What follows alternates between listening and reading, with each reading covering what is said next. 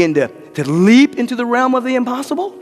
I want you to begin to think about what ifs in the realm of the society. Somebody said, what if apartheid didn't exist anymore? Somebody said, what if the Berlin Wall came down? Somebody said, what if black people and women could vote? Somebody had a great what if. And that what if led to action. And then that action led to great change. And that is not that the people themselves made progress. It was the worldview that changed because the people were already all right. You understand what I'm saying here? You understand what I'm saying? So I want you to think about yourself and see where you are inhibiting yourself from being a lifelong learner, where perhaps you have become stuck in what you think you know right now. You haven't learned anything new. You haven't tried anything new. You haven't ventured into any new conversation, any new reading, any new stance in your meditation or prayer. And you're just the same person trying to navigate through time and the status quo as it is. Do you know what that's called? That's called hell. That's what hell is. Stagnation and hell are the same thing. Think about yourself for a moment, and you know yourself better than anyone else. You look at your blind spots, you look at the woundedness, you look at the beautiful things about yourself, you look at places that are unhealed, you look at all of that and say to yourself, could you live with yourself forever the way you are? I don't think so. You want growth and expansion and unfoldment and evolution. And that's where your bliss and ecstasy comes from. And that next stage of your unfoldment, a part of you thinks it's impossible. So you subsist at the perception that you are and protect yourself and eke out happiness in that little bit of perception of reality when reality is infinite. We're talking about the possibility of the impossible. The impossible is where we play.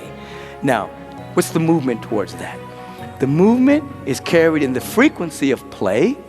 The movement is carried in the frequency of dance. Now, why do I say that? Because I don't want you to grasp and try to get and get something out there. When you're in the frequency of letting and allowing, you're in the frequency, you have an intention, yes. But you're in the frequency of letting and allowing, so much begins to come through you. You think of the metaphor of dance. Nataraj. God is dancer. When you're dancing, you're not dancing to get over to this spot here. My goal is to dance to get over here. My goal is to dance to get over here. No. When that music starts to play and you start to dance, you're dancing to dance.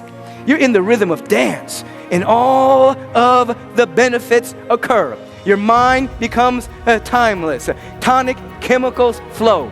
Flexibility happens. Agelessness begins to take place. Timeless body to ageless body, timeless mind. Just through dancing, you begin to play. Remember when you were a child and you were playing. Oftentimes you had the thought and the feeling of playing, but it was playing not attached to a goal. It didn't matter who won, whatever you were playing, hide and go seek, whatever it was.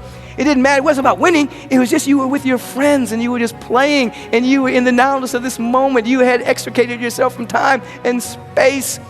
And so the idea is to go on an adventure of play, even in your assignments. Remember last week, or the week before, I can't remember right now, but I said in substance that you want to pray to fall in love with the things you don't like to do. You see, so you end up doing everything for God, not just to get something accomplished, but everything for the presence of God. And so you enter into, in that similar frequency, you enter into play. You may have assignments, you may have obligations, but you're in an adventure of play, you see, so that the realm of the glad surprise and the realm of the impossible, that which the mind thinks is impossible at that particular moment, begins to be active in you because you are not resisting it or blocking it by the virus of the mind thinking you don't have something or you haven't arrived yet. You understand what I just said? You've arrived. When you get there, there is here. When you get there, there is here, you see. So take the leap.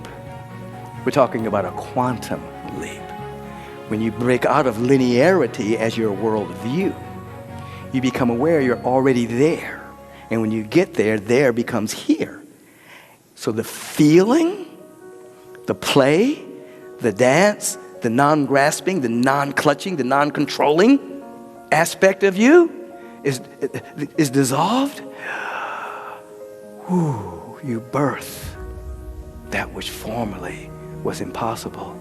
You birth it as that which is possible. And then you're able to look back and see, oh my God, all that stuff, it was working for me. I thought it was working to me. I thought it was something happening to me. I couldn't see at the time that it was working for me.